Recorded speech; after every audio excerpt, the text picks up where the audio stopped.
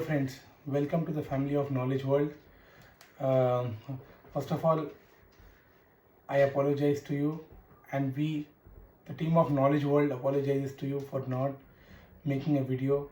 It has been almost a week and 2 days that a video has not been uploaded, so we apologize to you for it.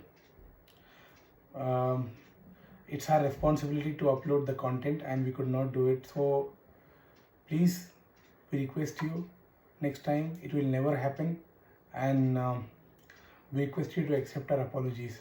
Okay, friends and my dear students, so today we will begin with the Charter Acts.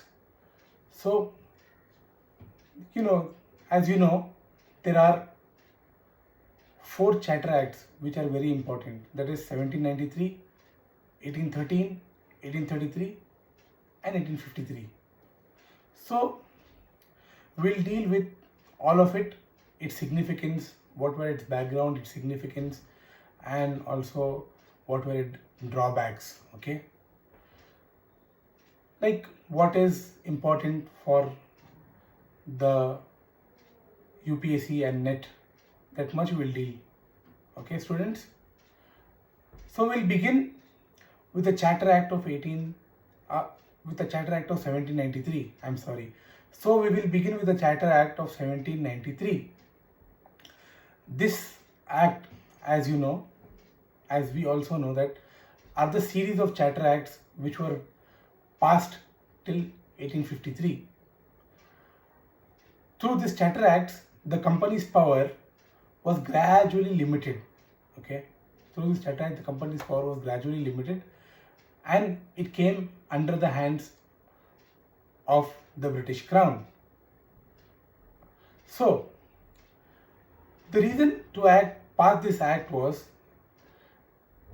at that time, we also know and everyone know that Anglo-Mysore War, the third Anglo-Mysore War was going on, and there was, Tipu was fighting in south, and also the Governor General wanted more power so that he could defeat Mysore. At the time, Mysore became a problem for them. Okay. Apart from that also, friends, you have other causes like administrative changes, the company's overextensive powers. So all the factors led to the emergence of the Charter Act of 1793. Okay. So basically, first, its provision states that all the activities of East India Company would now be called the activities of the British government. So whatever East India Company would do, the activities that would be considered as the activities of British government. So now we know that gradually the positions in India is transforming in the hands of the British. Okay. Next, the Governor General again became more powerful.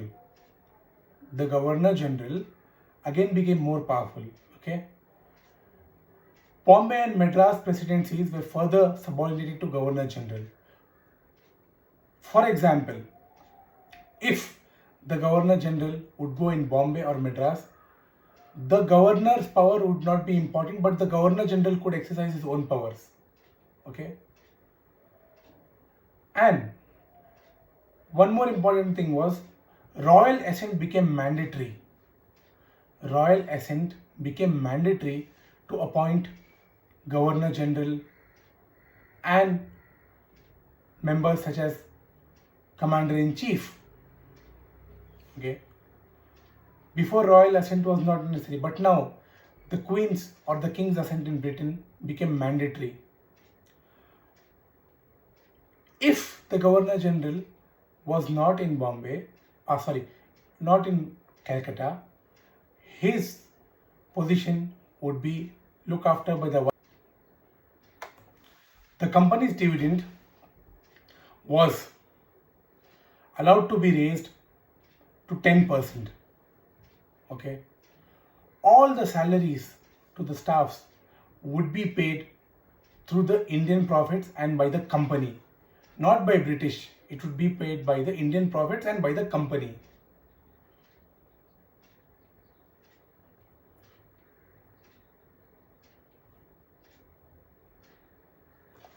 Yes, the composition of the board of control also changed.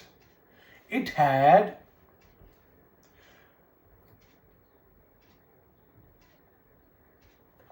it would have president and two junior members who were not members of the senior privy council. Okay, who were not members of the senior privy council. The important defects of the act could be, here also there was nothing mentioned about the people of India, about their functions, about their education, nothing. Okay, so now we will talk about the Charter Act of 1813. Okay, again the company had its rights, it was renewed for 20 years. Okay, again the company's rights in India were renewed for 20 years. And also students, the company trade was ended, that I'll tell you afterwards how, up to a large extent. Okay, so we'll go with the historical background. The historical background of the act is one major reason why this act came into existence was because the continental system of Napoleon. According to continental system, any country in Europe who would be the ally of France would never trade with Britain. Okay, if anyone traded, they would have a huge consequences. I'll give you the background of continental system. What is continental system? Continental system is a process or a decree which was launched by Napoleon Bonaparte in 1805 to 1812 also it continued. 12, 13 also it continued. Okay. By 1805, Napoleon became the Emperor of France. He started expeditions and he was capturing countries in Europe. So his main enemy at that time was Great Britain. So he thought, if the trade stops in Europe, if European countries stops trade with Britain, then British will come and conclude peace with France. Okay. So this is the continental system. Due to this continental system, the British could not trade in Europe. So the merchants requested the British government that they would be given share in India, trading shares in India. So for that major reason, the Charter Act of 1813 was passed, and there are other aspects also which I'll talk about. Okay. So what were the provisions? Okay. The provisions were, the company would carry out its trading activities for 20 years, but its all trading monopolies was ended except the trade of tea and trade with China, for example, with opium. Okay. Apart from that, all the trading activities of the monopoly of the East India Company ended. Next point.